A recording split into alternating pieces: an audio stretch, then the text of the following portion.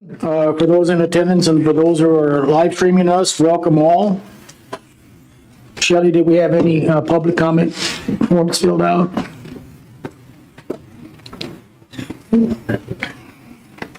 No. We have none, so we'll move on to item 3, work session. The following will be considered, discuss, and take appropriate action. A, report and discuss the City of Fredericksburg proposed 5-year capital improvement plan. Chip Clinton, it's all yours. All right, Mayor, Council, thank you. Similar to the capital improvement plan presentation we gave last council meeting, this is for the enterprise fund budgets.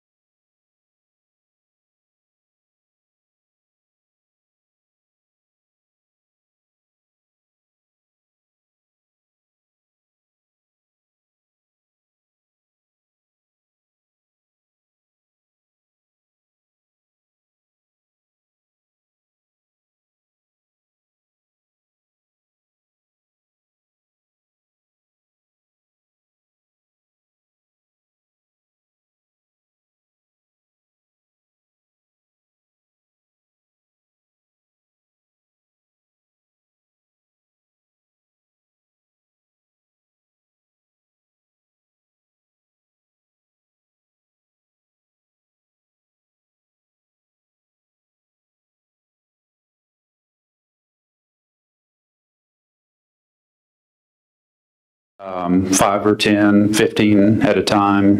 In fact, we're just about to take down about 5 trees out there that are dead. So this project is 2021 through 24, starting out with about $7,500 worth of trees we're replacing, and then in the last year about 10,000. So again, a lot of live oaks that we're planting out there. A lot of the post oaks are dying, post oaks and some of the live oaks. Next slide. Okay, our ice machine at the golf course is finally about to give up. In fact, the monthly repair bills are getting more and more expensive, and the piece of equipment just is not all that reliable. When we do need ice for a lot of the large events that we have out there, for instance, tonight, the golf course is hosting about 350 kids and parents for a youth golf tournament, and we probably won't have enough ice. So this is to replace a machine that has already passed its useful life, about $8,000 expense. They can do it across the water. Right. That might be a problem tonight. Can I ask, We might be moving. Can I Yes, ask a sir. couple of questions? I You know bet. it's really silly about the trees. You're planting trees that are not susceptible to live oak wilt or decline, correct? Well, we're planting a lot of live oaks. We're planting cedar elms. Okay. Right. Yep. Now, since we're having such good success at the golf course, is that ice machine adequate for 3 to 5 years down? I mean, Yes, sir. the new one. The new Right. And it's a 1,000-pound. Is that Ice a maker. daily ice maker? So it's very similar to the one that we have out there right now. It has adequate capacity? Yes, to do sir. that? Okay. It is. Thank Yes, you. sir. Okay, clubhouse window repair project. This is a project that we've talked a little bit about recently. We've actually completed phase one of this project, which included about $35,000 worth of windows, mainly in the front clubhouse area. Phase 2 and 3 include replacement of windows throughout the entire facility, starting with another $35,000 replacement and then finally ending with a $45,000 window replacement. So we're hoping to get that done through 2023, but next year we're looking at the $35,000 replacement. And again, that'll be about 2/3 of all the windows in the clubhouse. But we're energy efficient windows. If you've been in there, well, we were out there. I don't know if you did notice up front how much quieter it is, and the windows have just a little bit of a tint. So it keeps a lot of that heat out, but really good project, very needed. What kind of windows? What kind of windows? What kind of windows? I believe they are either vinyl or aluminum windows. Okay. Sliding, horizontal slide, vertical slide? Vertical slide, right. That doesn't have to go through the historic review, does it? It's not in the historic district. No, sir. Okay, next slide of driving range improvements. So we've had so much activity at the golf course. We are literally not able to grow grass fast enough to provide an adequate driving range surface.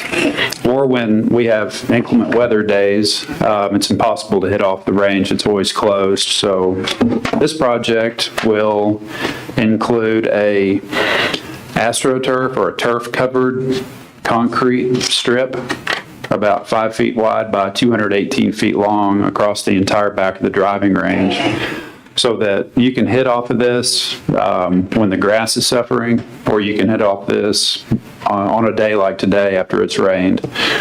We have a lot of demand for the driving range. We have the ball dispenser down there right next to the driving range, so a lot more activity down there. Estimated project cost of $50,000, and we're looking at trying to build this project next year. This also includes the replacement of a lot of the signage, the yardage markers on the actual driving range.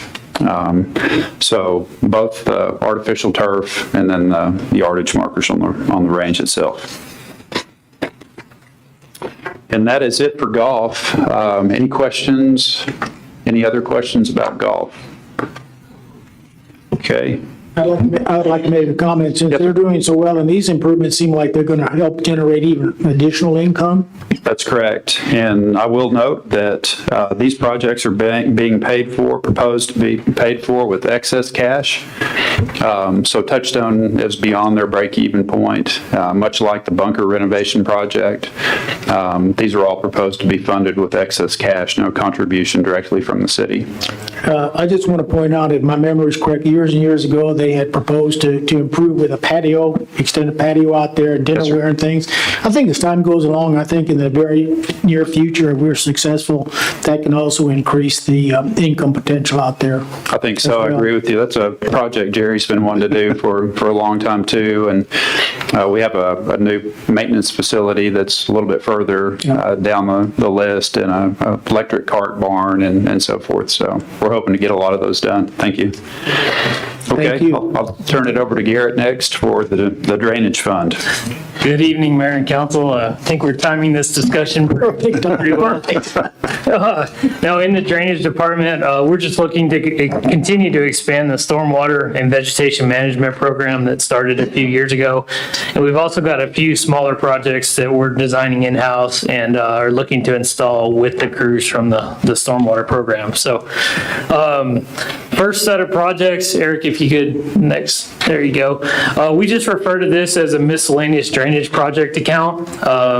These are, once again, designed in-house and installed by the city crews. One particular project we're looking at for the upcoming year is the installation of stream gauges that would be installed on Barons Creek and Town Creek to help us monitor the water levels in real time. and provide a more timely response in emergency situations. Basically, we could monitor it from the internet and see when we're worried about low water crossings being overtopped. Next slide, please. Another project that we're continuing to work on is the North Llano Storm Sewer Project. This is a phased approach to address stormwater issues primarily at the intersection of North Llano and College Street, all the way down to the creek. We've talked about it a little, but the Texas Water Development Board has put out another call for projects under the Flood Infrastructure Fund. So we have submitted an intent to apply to that program. You may recall we did receive funding for the flood early warning system, but have since decided to not pursue that project any further. We're also continuing to work with TxDOT on this project since a lot of the improvements lie within state right-of-way, and are hoping to partner with them on the project. Chris will touch on the North Llano water line rehab project as well. So these projects will kind of coincide with each other, and we'll be talking about them over the next year or two. Garrett, on the, go back one slide to the South Bowie and Peach Street. Are you putting a new box culvert across that? Are you increasing the? That's just an example photo. No, I know, but this is down the road some from St. Barnabas. Are they still experiencing flooding on their property? I haven't heard of any. A little further down Bowie Street, we are looking at possibly putting in some curbing improvements to try to prevent erosion along the edge of pavement, but I'm not aware of any large-scale drainage issues at this time. Okay, thank you. So if you could, there you go, Eric. Thank you. And then one other program we're working on is what we're referring to as the quarterly street sweeping program. At this time, the city's street sweeping is primarily focused on the Main Street area. We hit those areas early in the morning, usually on Tuesday and Friday.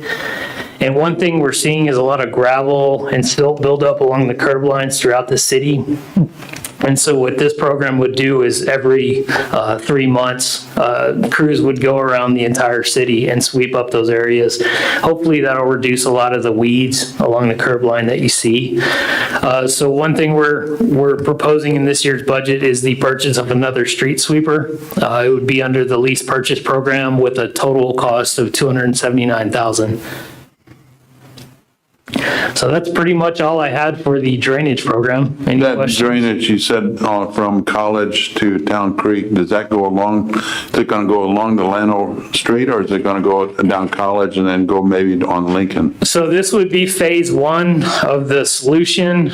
So it would capture all the water coming across Llano at College Street. It would be a series of storm sewer inlets there, and then it would be taken down Llano and outfall into Town Creek. And so phase two would be, further downstream, trying to improve those areas. But the majority of the issue is primarily the crossing of North Llano there. Garrett, on the street sweeping, would you notify neighborhoods prior to when they come in? 'Cause I don't think- Definitely, Okay. yep. We would want vehicles moved out of the way, much like the paving program, letting them know it's coming. And so we would definitely be putting out a lot of public notice about that. Kent and I have talked about it, and probably looking at around January 1st to start that program, Okay, the start of the new year. thank you. Sure. Mayor and council, some of these projects will be discussed at your budget meeting on August 4th too, so this is kind of a advance information. So if there's no other questions about drainage, we will move into the sanitation department summary. In sanitation, we really don't have any major projects to discuss this year, with cell number 8 being completed last year.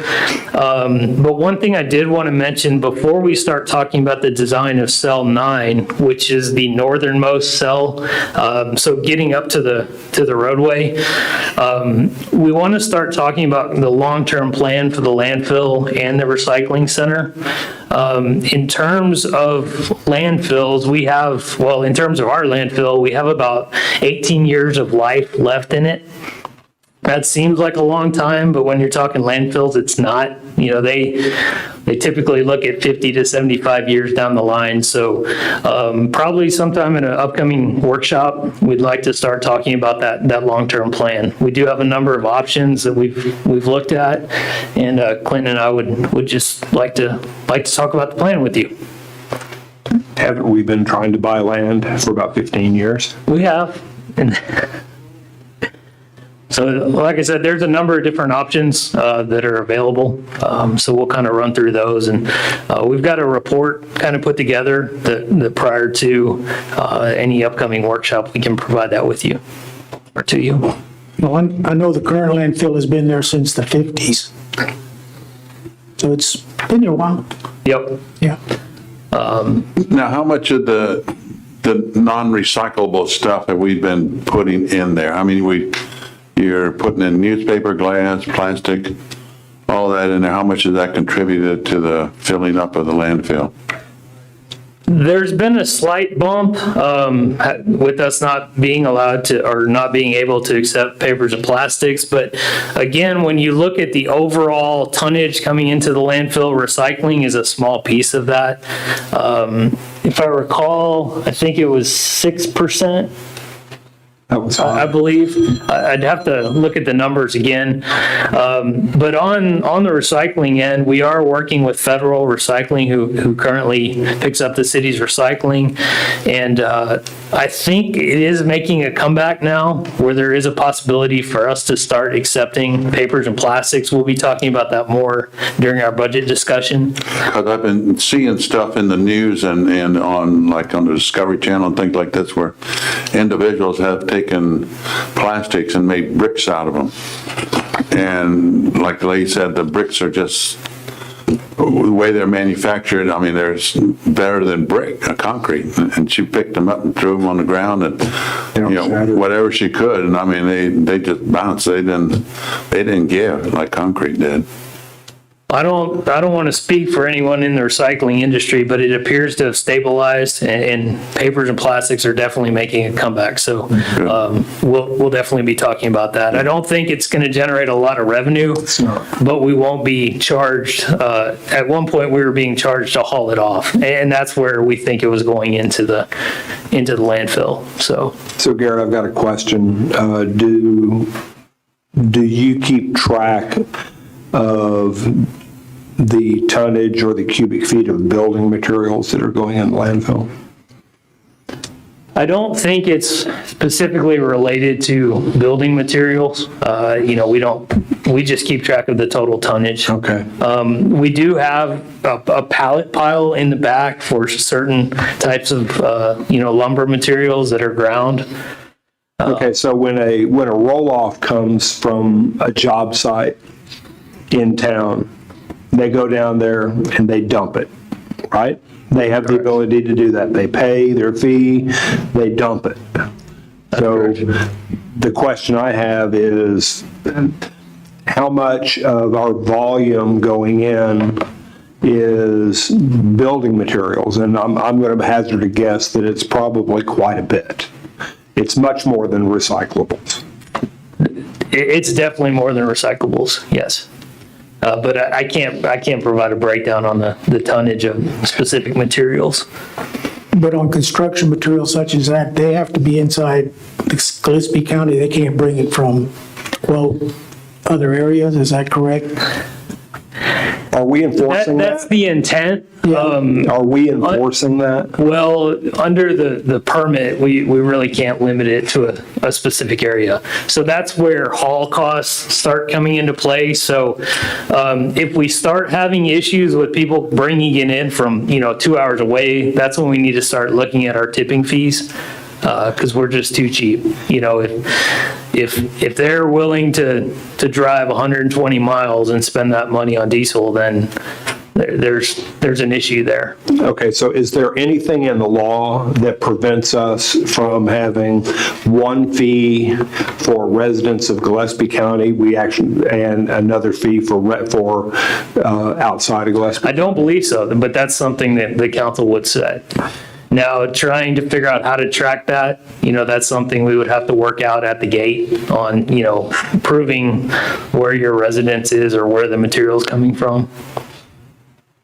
But that's something we can definitely look into. I for one think that that's something we do need to look into, because we have a limited amount of life left in this landfill, and if builders in other communities where it's the building market is hot, if they have the opportunity to dump here and it saves them money, they're going to dump here. Yep. Well, and I think that's a good discussion as part of this long-range plan. Let's look at the fees included and how do we extend the life of the current landfill. Right.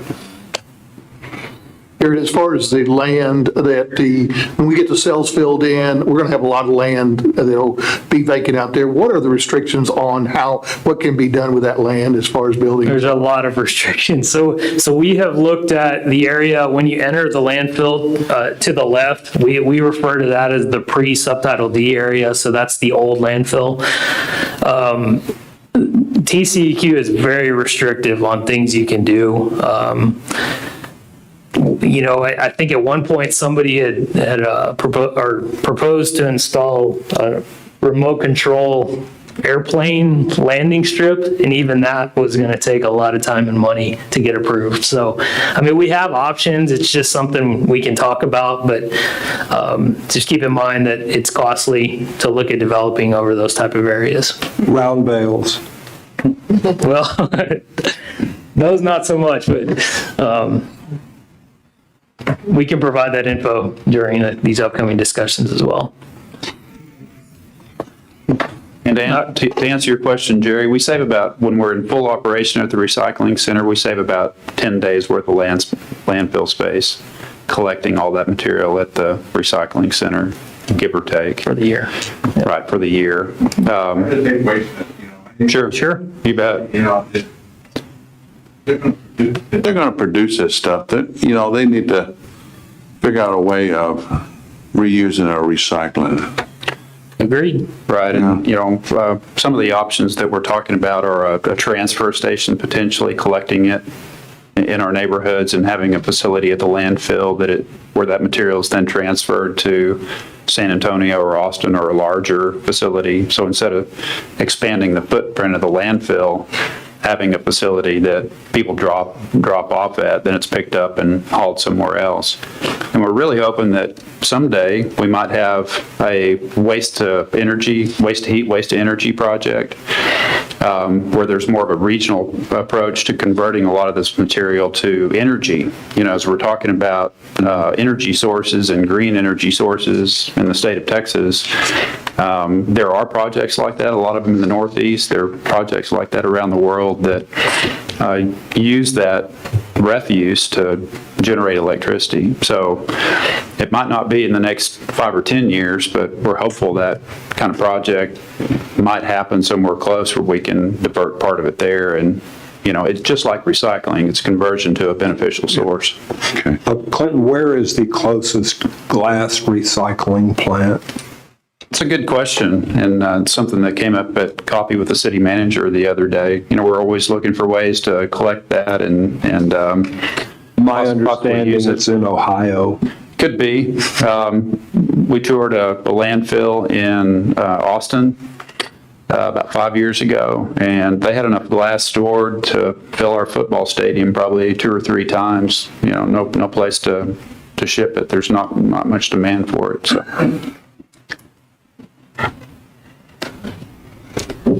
So I did want to highlight a couple smaller projects on here. One thing the sanitation department currently does is maintain Main Street trash cans. They extend from Washington up to about Milam. I think the furthest west is near the Pioneer Museum. In the past, we'd have to service those about 3 times a week, but because of the increased traffic on Main Street, it's a daily maintenance schedule now. So we've got crews out there every day servicing these. And when I say servicing, at this point, because of the limited manpower, we're only able to basically change out the bags. We're not painting these cans. We're not picking up litter around them. The guys only have enough time to change out the trash bags. So we'll be talking about that a little more during our budget discussions. But this year we are looking to expand the program, not just on Main Street, but even look at some of the areas on San Antonio and Austin streets. We've got a lot of restaurants and other commercial developments that have come in, so starting to see a lot more waste in those areas as well. We've been hesitant to do that in the past, but just with the amount of litter that's there, it's something that needs to be done, so. Could we get a can down by Elk and Maine down there? You know, you got the hotel there and you got Mama Yep. Cita's, and we could get another can there. Heard Okay. people say that it sure be nice to have one there, and that would take care of some of that trash there. Definitely. And then one other thing, we do have the purchase of another automated garbage, well, they're called automated garbage collectors. That's a fancy word, but the trash truck, basically looking to replace a 2002 model that is currently utilized out at the park primarily. This would be part of the lease purchase program, so the cost would be $129,396 per year. These trucks, the cost overall have gone up substantially. So we're always looking for ways to run them as long as we can, but the one that's out at the park is just having extensive repair bills. So this is part of kind of their regular replacement program. But those things are worth it. You watch They the are. guys come by in the trucks, and there's no way a human on the back of a garbage truck could even keep up with them. Man, guys are slick on those things. I tell you what, they're good.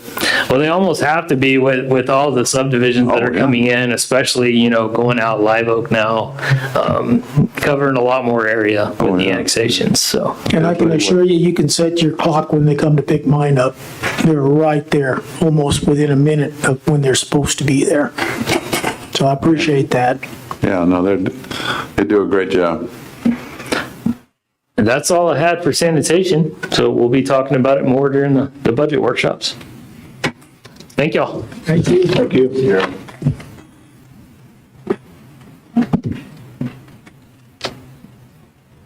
Boy, the one talked about electricity is the wettest one here.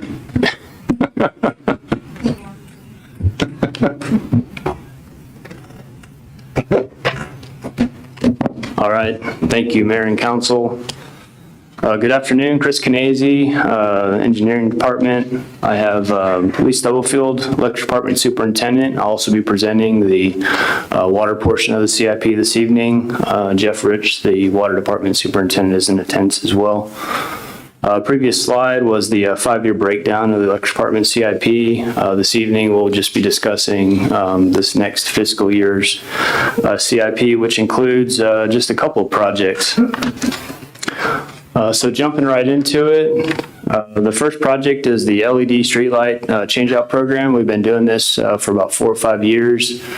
After talking with Lee, it sounds like we need this next year and then the following year, and that should wrap up the LED change-out program. Basically what this is doing is replacing the high pressure sodium bulbs to the LED bulbs, which are much more energy efficient and have a whole lot more light capacity as well, shining down on the street. This doesn't just include the street lights, this also includes the security lights that we maintain as part of the electric system. And so that's this portion. The next 2 years we'll be working on those security lights that residents pay the city to have around town. Chris, you may want to mention this is all dark sky compliant too. This is part of our dark sky program. Thank you. The next project is a substation breaker replacement project. We do this every year. We replace at least one substation breaker. This next fiscal year, we're proposing to replace 2 at a cost of about $23,000 each. So pretty, just to keep up with the infrastructure and make sure we have that reliable system.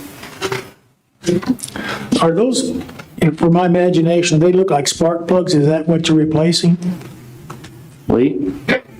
3 spark plugs, yes, sir. Okay. I always- Magnets inside. Yeah, well, I know, but that's what I always call them, spark plugs. They look- Yeah, that's what I think they are. Thanks.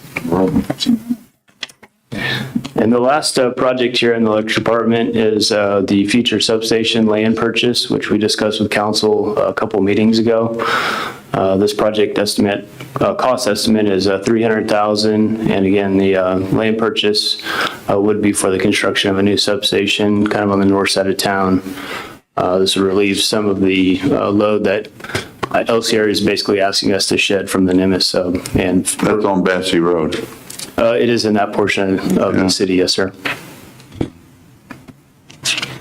Any questions about the electric department fund before we go into water? I don't know, Lee's pretty relaxed over.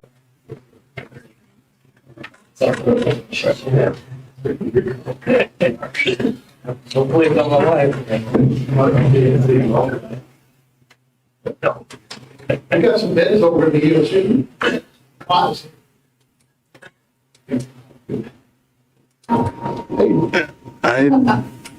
I see Tim out here. Well, with the market plots, that was, now that I think about it, that was the other day, the budget for market, redevelopment, parks. Ladies and gentlemen, we're back live streaming, so thank you for your patience for those who are watching, but we had some downtime with the lightning strikes around here, so continue, please. Okay, jumping right into the water wastewater department CIP summary. Again, this slide shows the 5-year breakdown. This evening we'll be discussing 2022.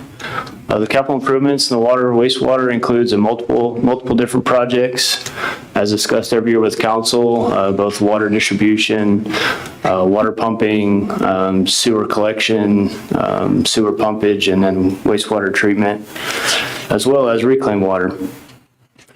The first project we will talk about, this has been a project that's been identified for a number of years. Typically, we include about $50,000 in the budget. It's a 2-inch main replacement. A lot of the older portion of town still has 2-inch water mains throughout the system. These obviously have a number of main breaks throughout the year, but they also cause issues with fire protection, isolation of valves, just because of the limited number of valves within the area. So we're proposing to increase this project's budget to $300,000 next year and set up basically an annual type contract similar to what we have with the sidewalk project, where we would get unit cost from a contractor, or set up a contract, bid that out with unit cost numbers, and then identify certain blocks throughout town. Trying to get ahead of the paving project so that we'd be replacing the water mains prior to the street department coming in and paving those streets to increase not only fire protection, but also some of the aging infrastructure in the city. So again, that's a project that is hot on our list, and we really want to get moving. This is where we have a lot of problems throughout town, especially with the growth and the redevelopment of some of the older portions of town. So Chris, I have a question with this. Is this using the pipe bursting technology on this? No, sir, it'd probably be open trench. Open trench? Yes, sir. And just replace? Yes, sir. Okay. You gotta put wastewater and Yeah, so water the sister- also in the same, correct. So the sister project to that is the replacement of the 4-inch sewer mains, and we would do that at the same time, the same blocks, again, ahead of the paving project. Again, a lot of that 4-inch line is old clay line that is, some of it's not even structurally there yeah. anymore. Literally, it's, roots are getting in it, and we have a lot of issues with backups and, stuff not flowing like it should. Manholes not being located at intersections, and so it's hard to get into those lines to clean them out. To break them free, and usually this happens on Christmas Day or a weekend or something like that. So, any questions about both of those projects? The next project here is the generators that we've been discussing with council. Lessons learned from the winter storm in last February, where we did not have that standby generation, or permanent generation, excuse me, at the major water pump stations, lift stations, well sites, and so forth. This would add the power generation at all of our major sites, again, for that reliability, not only if we ever have a winter storm, but if a hurricane or a flood or for some reason we couldn't get there to, if the electricity got knocked out, could be a rolling blackout even, for example. Are those going to assist with installation of the water system or the pumps and that, so that water can still be had, or? Yeah, so this would just, if we ever do lose electricity, say Central Texas loses a substation or they lose a transmission main going out to that piece of infrastructure, these would automatically roll over with a transfer switch and continue operating that piece of equipment, whether it's a pump or a lift station pump or a large water pump station. Does it help with the insulation to keep it from freezing or anything like that, or? No, sir. Just to have that reliable power at those infrastructures. Are these gasoline or diesel? Diesel is what we're proposing. Yes, sir. Mayor and Council, this project is also an allowable expense to be paid from the American Rescue funds. So we'll be talking about it some more on your August 4th meeting, but American Rescue funds can be used to purchase the generators, but we would have to budget in our normal budget the actual pads where they will be installed. But we can, I think $650,000, something like that, is for the generators. We're going to propose that be paid out of the federal funding that we're receiving. Yeah, so this number includes not only the cost of the generators, but the concrete slab, the installation, the conduit, and so forth to get everything connected into our existing infrastructure. And full tanks of diesel.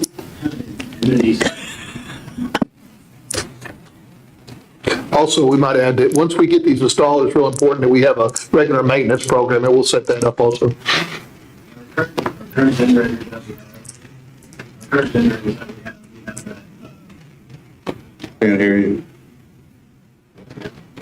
No. Does this one work?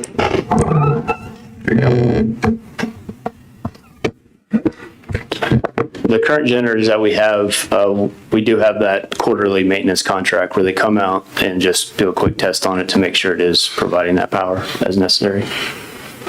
All right, the next project here is the extension of water and sewer services to West Live Oak Road. This is part of the annexation that council approved about 6 to 8 months ago. This project, the funding mechanism for this project impact fees can be used for. But again, it's just extending that water wastewater service to that annexed area out West Live Oak.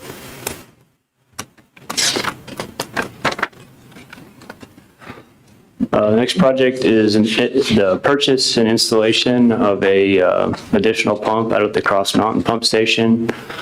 All the other infrastructure is there. We just currently have basically a void in the piping where we just need to drop that pump in.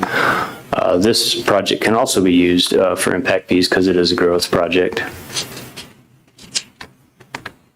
Next. The next project is the East Main Street Waterline Rehabilitation Project. The project estimate, cost estimate is $3 million. This replaces about 4,000 feet of existing 8 and 12-inch pipe. Again, this is some aging infrastructure out the city. For those of you that may recall, back in the late 90s, early 2000s, all of the water pipe on both sides of Main Street was replaced. Again, that was aging infrastructure, but they only went down to the Barrens Creek Bridge by McDonald's. They did not continue east. So that this project would basically rehabilitate all of that water pipe that wasn't wasn't rehabbed back in the early 2000s. This would extend all the way out to Crystal Drive, and this would really help with the new transmission main that we're currently building along 290 East, really getting that water pushed into the center of town and again, getting that infrastructure in good shape again. Yes, If sir. I remember right, didn't the state say that we couldn't put the water lines and that in the street, that they had to be moved back up behind the curb? So we are currently working with TxDOT. I'll talk a little bit about the North Llano water line project that Garrett mentioned, the drainage portion of that North Llano project. That's a very similar project. Both of those are in TxDOT right-of-way. You're correct. They are not real crazy about that new water line being constructed underneath pavement, but we have very limited options because we do not have much right-of-way behind the curb. So we are currently working with them. The last meeting that we had, it did seem like they were maybe not crazy about it, but receptive to replacing that water line, because again, it's either replace it with new infrastructure where we don't tear up their street multiple times throughout the year, or continue tearing up their street, fixing old infrastructure, and that's just going to continue to get worse over time. Would that be water and sewer then too? We're just proposing water at this time.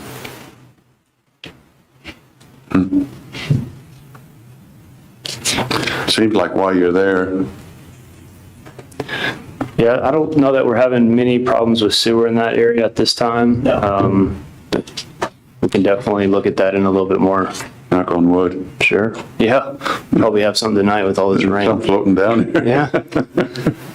This project, we were proposing to use a portion of the remaining water bond project funds. Again, this is the East Water Main Replacement Project. We have some remaining funds in that 2018 water revenue bond. We're proposing to use a portion of those funds for that East Main Street water line project. Any additional questions about that one? The next project is the Friendship Lane Sewer Expansion Project. This is an upsizing of an existing sewer line on Friendship Lane from Creek to the intersection right there where the Walmart entrance is. It goes across the Walmart parking lot, basically towards the treatment plant. Project estimate is $2 million. Again, we feel we can use impact fees for this because it is development driven with a number of projects, including the McDonald Company's project there at the intersection of Eagle and Friendship, the Seco project on the south side of Eagle and Friendship, and then the Friendship Oaks Phase 1 project, all looking to come online in the near future. We see that this existing 12-inch line is already flowing fairly full. It's about half full, and with those three developments, we will probably need to move forward. Now, this could be a pipe bursting project. So we haven't evaluated the exact method of upsizing, but this could be a good project for pipe bursting. This existing sewer line was put in for the turkey plant, correct? I'm not sure about that, sir. Yes. Yeah, okay.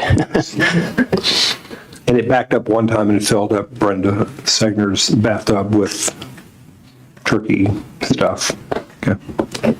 Okay.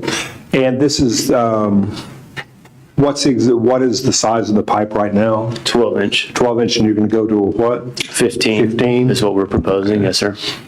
We'll do some more modeling. We'll look at that in a lot more detail to see with the growth, Friendship Oaks, we know they're about the size of those developments and what those flows, what we could expect from those developments, and then also other developments too. But this is currently what is listed in our wastewater master plan. Okay.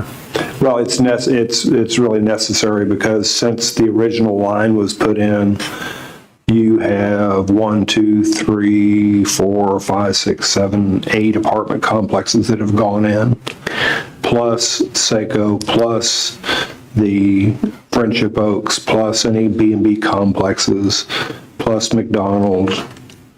Yeah, and this line actually starts about where the hospital is, comes down Adams, and goes all the way down Friendship Lane. Right. Okay. The next project, the Brute Wrench Lift Station rehabilitation, this is just for the construction. The design for this was done a couple of years back. The project was basically put on the shelf during COVID, and we just recently bid that project about a month ago, and we'll be discussing that this evening at the regular council meeting for council's consideration of bid award. But essentially, this replaces an existing lift station that was poorly designed.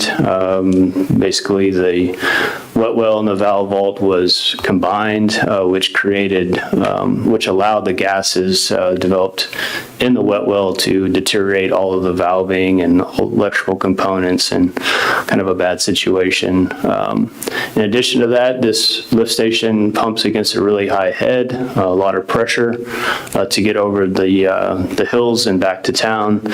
So again, I'll talk about this a little bit more this evening, but this will fix that problem, and essentially we're proposing to build an additional lift station to step that sanitary sewer twice instead of coming out of this one big lift station to help with our operations.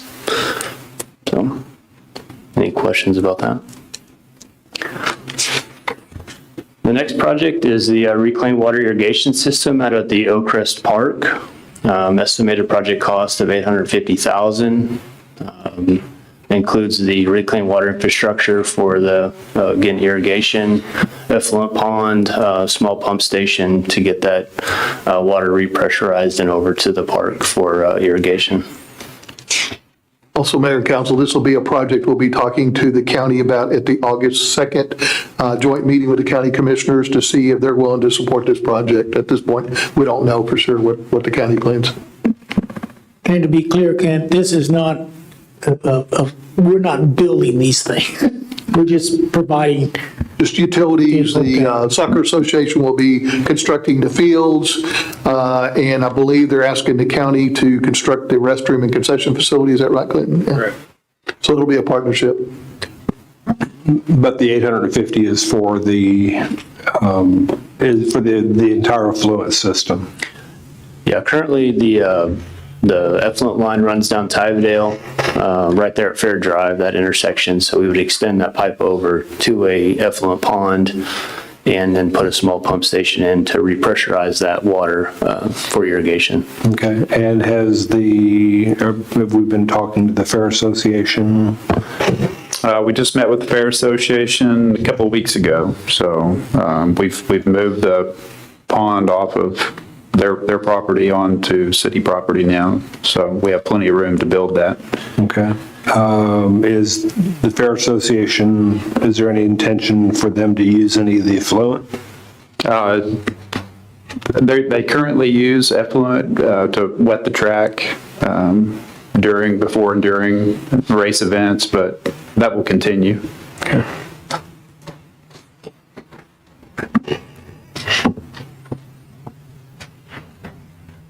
All right, the next project is the Heritage Hill Country pressure reducing valve project. An estimated project cost of $100,000. The installation of 2 pressure reducing valves on the water distribution system that feeds the Heritage Hill Country subdivision. Currently, their pressures are around between 100 and 110 psi. Each one of those properties, or most of those properties, have their own individual PRV, which apparently they have quite a bit of problems, and it's pretty high maintenance cost for them. So this project would basically put those PRVs on the main line so that they could do away with their individual PRVs if they chose. PRV? Pressure reducing valve. Well, that's what I figured, but Yes, sir. just to be on the safe Sorry about side. that, yeah. Thank you. So this would, decrease those pressures to more around 65, 70 psi, or whatever threshold we set it, the pressure reducing valve at. Is that the normal pressure that we're running to other residences in the city? Some of them are, quite a bit higher, a little bit higher than that. Some of them are a little bit lower. The TCQ says we have to be above 35. They do not give a maximum number. Okay. The next project is not being proposed in next year's budget, but again, I did want to discuss this project. The project estimate for the North Llano water line rehabilitation project is about $3.6 million. We are proposing to do the design of this project in-house as part of next year.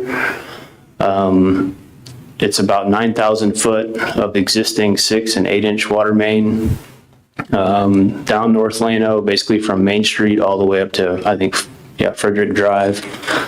Replacing that with 12-inch line. We actually have some gaps right now in between where water lines don't connect. Some of it's, like I said, 6-inch and 8-inch. And if you drive on the northbound lanes of North Llano, you can see where all of our repairs are over the last few years or since TxDOT repaved that surface about 3 years ago. Again, just old aging infrastructure. A couple months ago, maybe 3 or 4 months ago, the water department was actually repairing a leak, and some of the cast iron pipe was stamped 1935. The original water system was installed in 1936, so that is part of the original water system. That pipe was built in 1935. So again, aging infrastructure, it's done well for the city, but it is time to replace this. And again, this is not being proposed in next year's budget, but we would look to bid that project and do the construction of the following year in FY 2023. So Did you save a piece of that pipe? we have that, yes, sir. Thank you.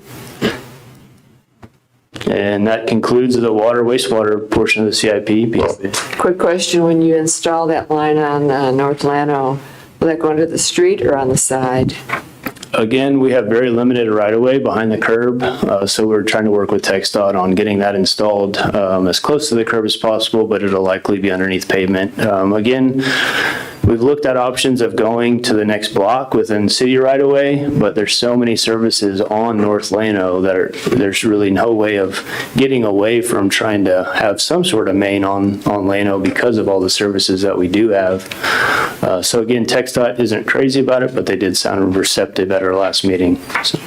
The only reason I ask is because it's a great need for a sidewalk along Llano Street down to downtown, starting where, I don't know, but on the north side.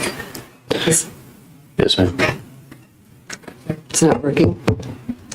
Can I ask one question on the North Llano? Would it make sense to do the water project or the drainage project first, or does it really matter?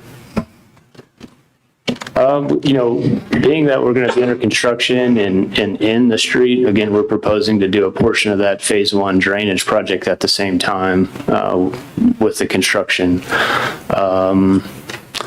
I don't know, thoughts on, I don't know that one could go before the other. Water's under pressure, so. Yeah, it might be a little bit more apparent when we get a little bit closer to these projects. There'll be some coordination that we'll certainly have to do, but we can always get around the storm sewer. That's going to be on grade, so that'll probably be the one to avoid. Water lines we can get a little bit deeper, shallower, whatever we need to do. But They depend on grant funding as well. If the storm sewer projects receive grant funding back, will affect the schedule.